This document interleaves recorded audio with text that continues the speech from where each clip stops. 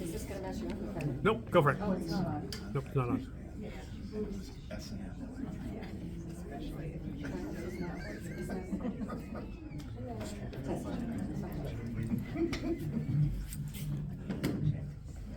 Good evening, and welcome to AZ Wordsmith's Prose Open Mic Night. My name is Lee Reeves, and I'm one of the organizers of this monthly program, excuse me, along with Janet Hopkins, who many of you have not even met yet. She's in Florida and will be back in June. And this was her brainchild to begin with about 5 years ago. And also Sue Fabia, who you met at the door when you came in, and Stephen Cardstein, who will be filming our guest reader tonight, and all of you here to make this event a special night. Our intention is to provide an atmosphere where you all feel comfortable reading your work, a welcoming place, and we want to offer networking opportunities for writers to get to know each other. We want to entertain you the old-fashioned way, in person, with real words from real people. The format for the evening is as follows. We begin with our featured author. After that, we will draw names from those who have signed up. You will have 10 minutes to read. You will have 10 minutes to read. What? And that includes the context that you give it first. I have a new bell. Hey. You have a bell? Okay, but better than that, Stephen is gonna have his phone flipped around and it will have the time, and so you can actually keep your eye on it, and if you're running, you can start to talk real fast or you can wrap things up. But since we have a lot of readers these days, we're gonna have to get a little more strict about that. Be sure to introduce yourself and give a little context about the piece that you intend to read. And let's see, like I said, we start keeping time from the moment that you get started. And you're standing before a friendly audience. There's no reason to make excuses or diminish your work or anything like that. Everybody here is in the same boat, so just don't do that, not necessary. We do encourage the audience to applaud after readings. And of course, silence your cell phones if you haven't already. I haven't, so I have to do that here. And that's it. No. My introduction here.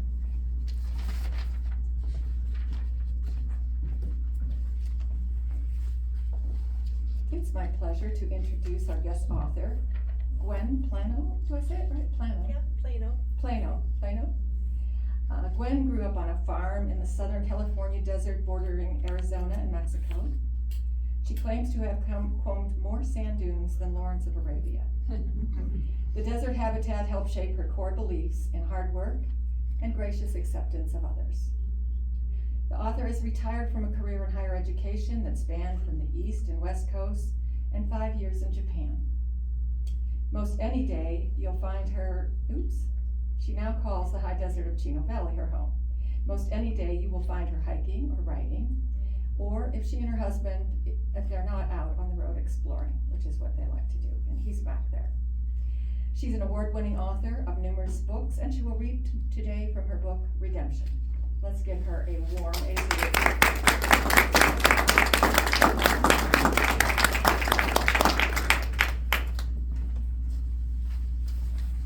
Well, it's a privilege to be here and see all your happy faces. You'll notice that this book is out and available. If you didn't pick up one, and if you're interested, it's my gift to everybody here. And the book I am going to read from, is just as it's been mentioned, is Redemption. It is a thriller, so it begins with, a catastrophe. Most thrillers do, and then the book evolves, so you get a solution. You will only hear the beginning, and it's going to be the first 2 chapters condensed. For Lisa Holmes, this should have been a short visit. Earlier that day, her mother had called and asked her to come home and reminded her it had been several months since she had last seen her. Full of guilt at that moment, she gave in. The drive from upstate New York to New Rochelle is easy. Lisa didn't mind the hours on the road. It was the visit she dreaded.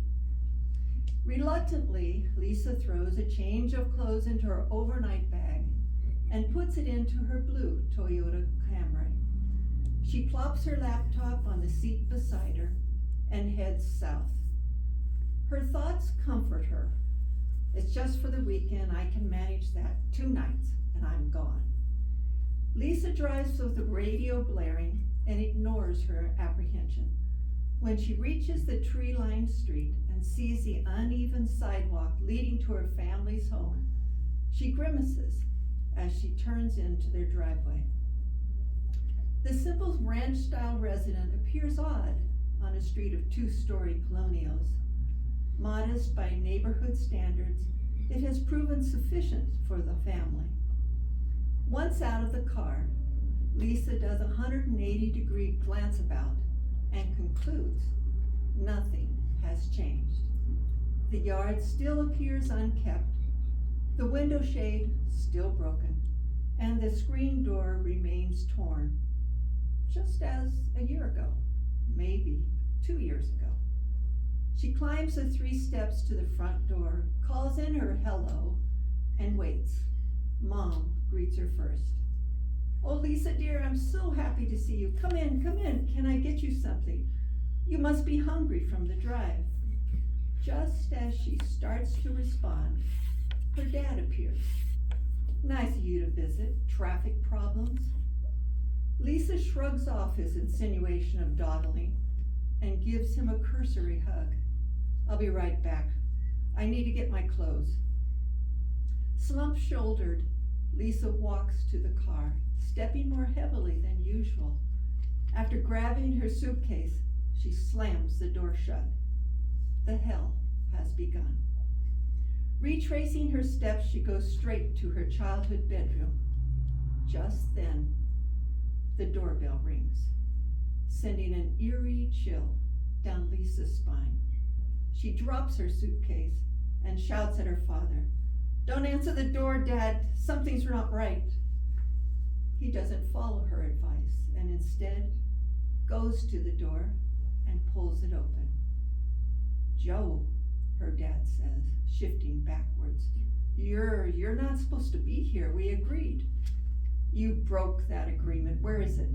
I don't have it." "You were warned." 1 minute, 3 shots, and Lisa's dad lies lifeless on the worn floor.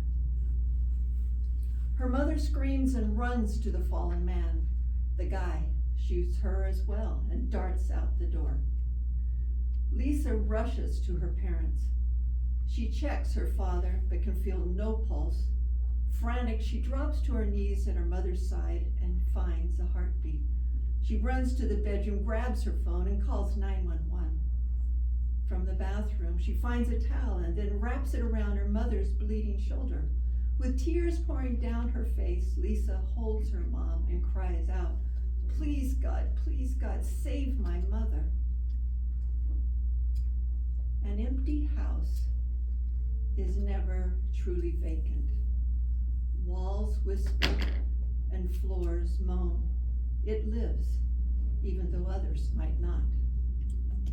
Lisa experiences this truth when she returns to her family home after being with her mother at the hospital. Her hand trembles as she turns the key in the front door lock. She takes a deep, slow breath, walks inside, turns on the light, and freezes. The ticking of the grandfather clock grows louder and louder in the silence. With her back against the entry door, she recoils when phantoms slip from one room to the other. She's alone, but not really. Lisa wanders through the house, tackling one memory after another. She locks the doors to the master bedroom and the basement to silence the imaginary threats and goes to the bedroom. Paused in the doorway of her childhood retreat, she looks around the room as though for the first time. Sparsely decorated with a couple of high school keepsakes, it feels abandoned by life. Her knees buckle and she collapses on the bed and weeps. The following morning, Lisa awakens to the sound of a garbage truck thundering down the street. Confused as to where she is, she sits up. My bedroom? No, it can't be true. My nightmare wasn't a dream. Fully dressed from the night before, Lisa checks the time. 7:30. In less than 2 hours, she must meet with an appointed psychologist. When she recalls the murder, her lips tighten. I wasn't myself. They should have understood. I don't need counseling sessions. Lisa cringes when she considers her behavior. After the police responded to her emergency call, she lashed out at the officers for not arriving sooner, for not catching the murderer, for not getting immediate help for her mother, and for not making everything better. As she recalls the horrifying events and her first ride in a patrol car, Lisa's head falls. Unable to calm her, they put her in the back of a cruiser and took her to the station. Once there, the captain talked with her. He listened to her rants, reviewed the police report, and determined that she needed professional help. He sent her home with a signed agreement that she had to attend weekly counseling sessions for 2 months. Lisa shakes her head and stares at the carpet at her feet. I wasn't myself. I was in shock. They should have understood. She checks the time again and moves to ready herself for the meeting with the psychologist. At 10 minutes after 9, Lisa arrives for the first session. Begrudgingly, she knocks on the office door. A simple sign reads, Dr. Thomas Schultz, PhD. Oh, you must be Lisa. A little late, but at least you're here. Come on in. She glares at the bi-speckled old guy with a notebook in his hand and mutters, this will be worse than a prison cell. I see I've met your expectations. Please take a seat on the couch. A chair, a couch, tissues, perfect. What have I gotten myself into? She smirks. So Lisa, I have a police report, but it's one-sided. A hysterical woman accosting innocent police officers. Sound familiar? Maybe. Well, let's hear your side. Lisa straightens and considers what she wants to say. I heard the doorbell ring and felt danger. I just arrived home and was in the bedroom. I called out to my dad to not answer, but he did it anyway. A man pushed his way in and shouted at my father, where is it? And Dad said, I told you I don't have it. Then the guy said, your choice, and shot him 3 times. Mom ran to his aid, and he shot her as well, and then left. Dad died instantly. There was no chance for goodbyes. My mom was bleeding. I called the police and ambulance. It seemed like hours before they arrived. I felt terrified. When the police came, I yelled at them. I hit them with my fists. That's when they restrained me. So there, that's my side of the story. Dr. Schultz studies Lisa before responding. I would have done the same thing. It was horrifying. I can't imagine a scene much worse than the one you described. Look, I know you don't want to be here, but I promise you, if you work with me, you'll find some peace. Lisa meets his gaze instinctively. She doesn't trust him. Together we can do it, I promise. Another promise. Lisa grows alarmed. She shrugs her agreement, checks her watch, and sinks into the sofa. Thank you. Let's begin with what you told me about your side of the events. Can we do that? I don't have a choice, do I? I offered you a choice. I gave you a promise. Shall we begin? I guess so. You've acknowledged that when the doorbell rang, you felt danger. Why? Sometimes I sense things. I can't explain it. Since I was a kid, I knew things about people, about places. Sometimes I had dreams. Did you have a dream about the murder? Yes and no. I dreamt of somebody murdering Dad. I had the same dream 3 times, and that's why I agreed to drive down for the visit. The nightmare didn't tell me when or where, but I decided to tell my parents. I never got to do that. The doorbell rang. I was too late. Did you recognize the man? No. A hoodie covered his face. I was in another room and could only make out his nose and hands, nothing that would help identify him. Your mom. She can't speak, can't move. I don't know what she saw or if she can remember the day. Lisa shifts in her seat, uncomfortable. I'm deeply sorry, Lisa. This isn't something you can forget or forgive. It will haunt you until there's justice. Are you ready to begin the work? Lisa purses her lips and stares at the psychologist. She doesn't want to proceed, but given the circumstances, she agrees. Dr. Schultz picks up his pen, moves forward in his seat. When you think about your dreams, do you drift into that space? Sort of. I just focus on it as though it were real and don't pay attention to anything else. Okay, I want you to do that. I want you to drift into your dream world. When you're ready, tell me what you see. Lisa glances out the window and shifts into a meditative state. Schultz pushes back in his chair and watches for a change in Lisa's expression. Her lips have tightened. Are you looking at someone? Yes, a man pointing a gun at my dad. Does he say anything? He's angry with my dad. He wants something. Dad tells him he doesn't have it. The man says he needs to pay up. Dad gives an excuse, but the man opens fire. What does the attacker look like? Lisa stays silent, assessing the dream and the therapist. Finally, she says, I can't see him clearly, but he has dark hair and dark eyes, white skin. He looks dirty, as if he's a hands-on worker. What's he wearing? A hoodie, black. There's a design on it, or perhaps it's smeared grease. His jeans are old and snug on his legs. What about the weapon? I don't know weapon, but this one is black with a short barrel. How does your father appear? Lisa's tone changes when she looks at her dad. He seems small, weak. He talks fast as though he's worried. He knows this person, calls him Joe. Lisa shudders and straightens against the couch. What's wrong? What's wrong? The doctor says. Dad called the killer Joe. With your dream in mind, go to the murder scene. Stand behind your father. What do you see? The same man in my dream.